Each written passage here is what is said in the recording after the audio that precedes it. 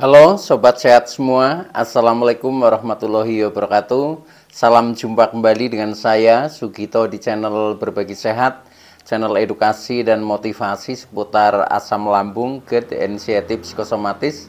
Berdasarkan pengalaman saya sebagai orang yang pernah mengalami gangguan asam lambung, GERD, anxiety, psikosomatis. Harapan saya khususnya kepada teman-teman yang masih dalam penderitaan asam lambung, GERD, anxiety, psikosomatis, setelah menonton video ini akan dapat tersugesti dan termotivasi untuk dapat cepat sembuh. Saya bisa sembuh, insya Allah teman-teman pasti juga bisa sembuh. Badai pasti berlalu. Baiklah teman-teman, pada kesempatan kali ini saya akan berbagi seputar asam lambung, GERD, anxiety, psikosomatis dengan topik lakukan hal sederhana agar asam lambung semakin membaik. Baiklah teman-teman ya, sebelum saya lanjutkan, tolong yang belum subscribe channel ini, klik subscribe dan loncengnya, supaya teman-teman tidak ketinggalan konten video-video berikutnya. Dan jika suka, klik like, selalu bagikan ke sosial media teman-teman, semoga bermanfaat buat kita semua.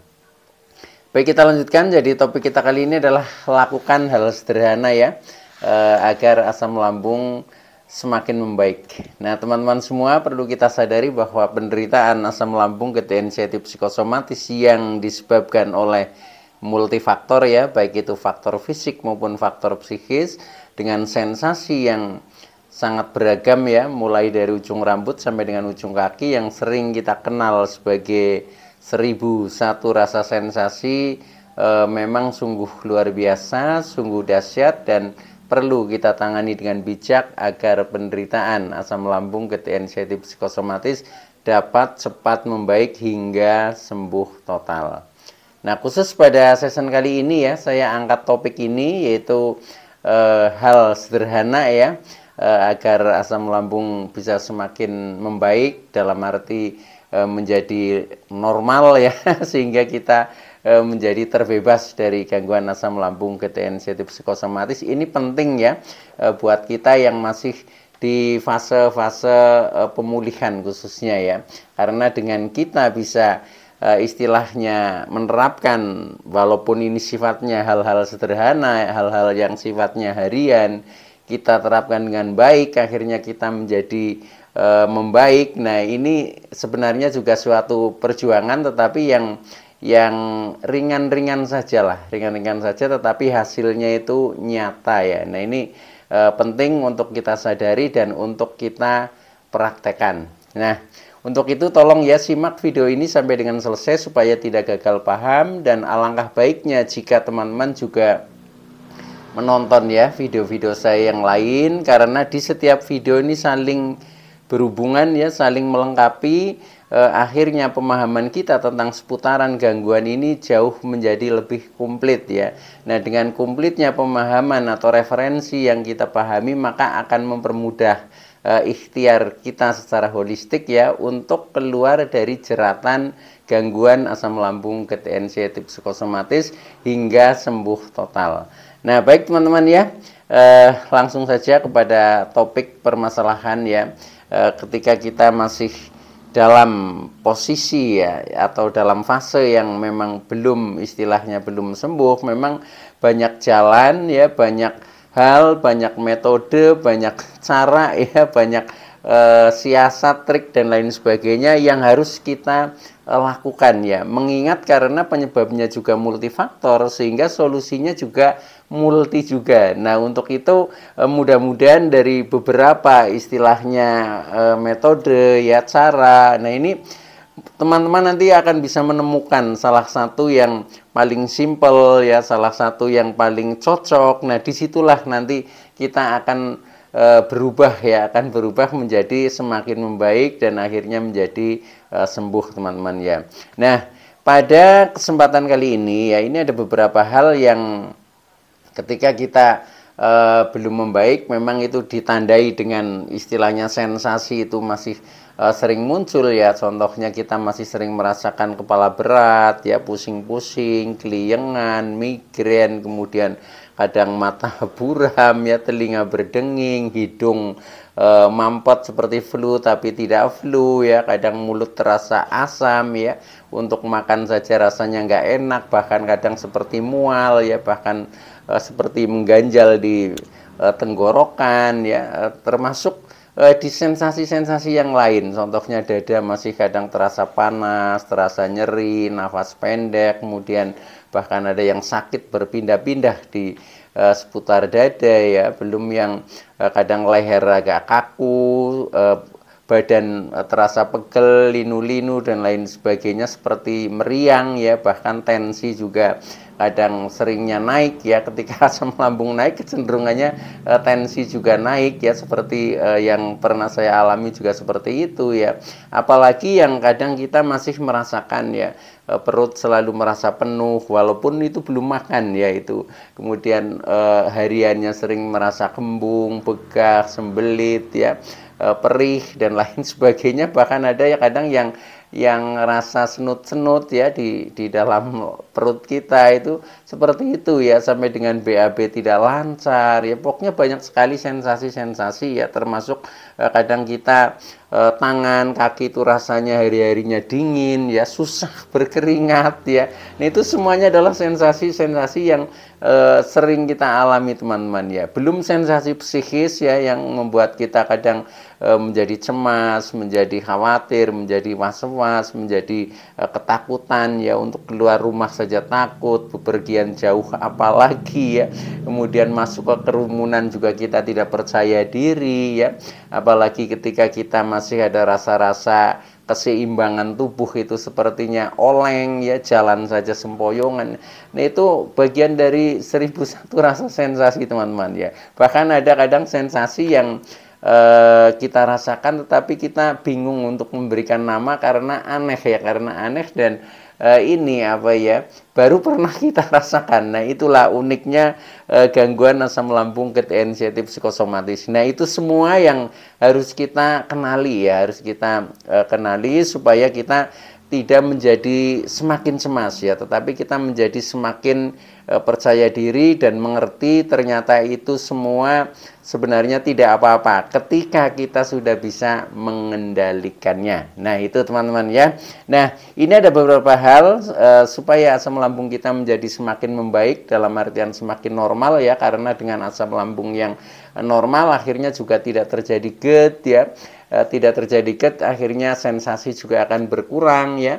Kemudian sensasi berkurang tidak menimbulkan anxiety disorder ya, kita tidak lagi punya kecemasan yang berlebih, tapi juga menjadi normal juga kecemasannya. Akhirnya kita menjadi bisa berpikir positif ya. Dengan berpikir positif maka yang namanya psikosomatik itu pun akan menghilang. Nah, disitulah kita nanti tahapannya akan menjadi membaik atau menjadi semakin sembuh teman-teman ya.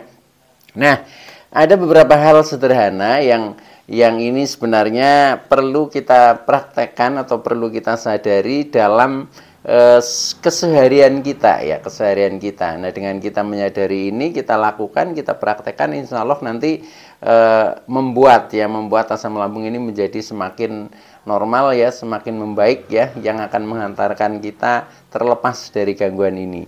Nah, ada beberapa hal itu ya, hal yang sederhana, yaitu yang pertama ya. Yang pertama, kita usahakan ya tidur cukup ya, atau istirahat cukup teman-teman ya. Karena apa? Karena dengan istirahat yang cukup ini memberikan kesempatan ya kepada tubuh kita untuk meregenerasi sel-sel yang telah rusak ya, sehingga setelah istirahat kita cukup, nah kondisi kita itu akan segar kembali teman-teman ya. Jadi kita akan merasakan sehat ketika tubuh kita itu merasa segar ya, merasa energik ya, pokoknya powerful lah seperti itu ya. Tetapi ketika kita masih merasa lemes ya, masih merasa sempoyongan, tidak bertenaga, nah ini yang harus ini ya Pak, kita atasi itu seperti itu. Nah, ini salah satu hal adalah istirahat cukup atau tidur cukup, yaitu kurang lebih lah sekitar 7 syukur sampai 8 jam. Nah, itu kita bisa istirahat. Nah, itu sangat baik teman-teman ya. Nah, maka dari itu sadari saja apakah kita sudah menerapkan hal itu ya gitu. Nah, walaupun mungkin kurang dari itu sebenarnya juga nggak masalah, tetapi ya jangan terlalu jauh lah. Misalkan kita masih sehari 6 jam tidur, itu juga sudah bisa dikatakan cukup sebenarnya ya itu. Nah, tetapi ini kadang kesulitan kita ya ketika kita mengalami gangguan ini kita juga sering mengalami insomnia atau susah tidur. Nah, ini yang harus kita pahami juga, bagaimana cara mengatasi insomnia. Nah, sebenarnya sudah ada di konten-konten saya yang lalu, di video yang lalu tentang cara mengatasi susah tidur. Nah, itu coba detailnya yaitu bisa ditonton kembali lah. Tetapi intinya ketika kita ingin mudah tidur itu harus dari pikiran itu rileks, teman-teman ya. Jadi rileks tanpa beban, kita merasakan santai ya. Nah, disitulah nanti kita akan mudah tertidur. Tetapi ketika pikiran kita tegang terus ya, selalu berpikir tentang penyakit ya, selalu berpikir tentang permasalahan yang belum kita selesaikan, banyak beban-beban yang istilahnya membekas ya, atau menjadi genggaman emosi kita. Nah, itu kadang yang menjadi susah tidur itu seperti itu, karena pikiran itu masih aktif terus ya. Maka supaya menurunkan gelombang pikiran ya, nah itu caranya itu kita sering lakukan relaksasi ya sebelum tidur ya, terutama itu menjelang tidur itu harus relaksasi. Nah, relaksasi jalannya bermacam-macam ya. Bisa kita misalkan mendengarkan ceramah-ceramah rohaniah ya, mendengarkan sharing, kemudian bisa juga kita membaca ayat-ayat suci, mendengarkan bacaan-bacaan siraman rohani ya, atau ayat suci. Kemudian bisa juga kita mendengarkan musik yang kita senangi. Banyak cara ya, banyak cara.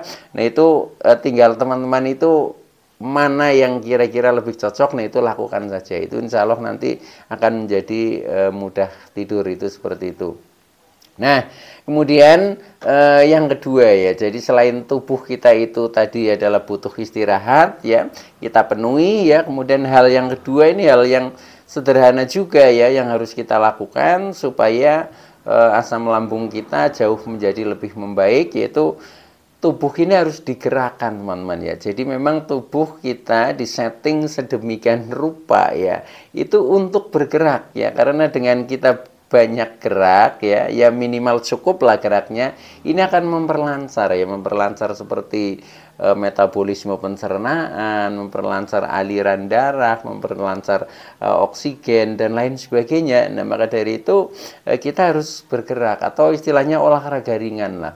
Olahraga ringan ya, minimal kita itu jangan menjadi pemalas ya. Jadi kita bergerak. Kalau bisa memang mengambil sesuatu sendiri ya sudah, kita tangani sendiri, kita lakukan sendiri, jangan menyuruh orang. Nah, ini istilahnya sambil melakukan kegiatan sambil kita manfaatkan sebagai olahraga itu. Nah, atau mungkin kita rajin jalan kaki ya. Jadi kemana-mana kalau misalkan yang agak dekat ya tidak usah misalkan naik sepeda motor ya, tetapi jalan saja, teman-teman. Nah, itu hikmahnya sambil kita menggerakkan tubuh kita. Nah, itu dengan seperti itu nanti juga kita akan menjadi membaik ya. Bahkan tidak hanya membaik secara fisik saja, tetapi secara mental, secara psikis itu juga sebenarnya melatih keberanian ya, melatih keberanian, melatih keseimbangan tubuh, yang tahu-tahu nanti kita, oh ternyata sekarang sudah energik, sekarang sudah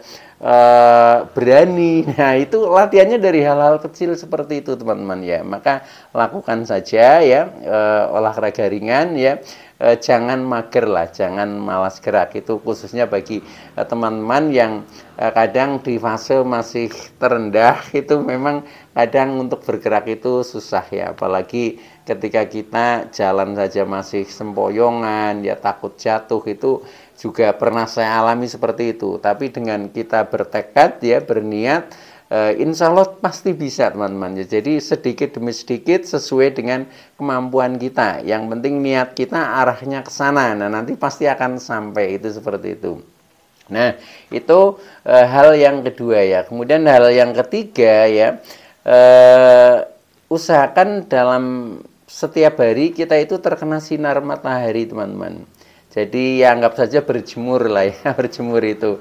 Karena dengan kita berjemur ya, terutama sinar matahari pagi terutama ya, itu memberikan, kalau secara psikologisnya ya, memberikan semangat kepada kita. Ketika matahari cerah, kemudian kita terkena sinar, ya pasti kita ingin untuk melakukan beraktivitas.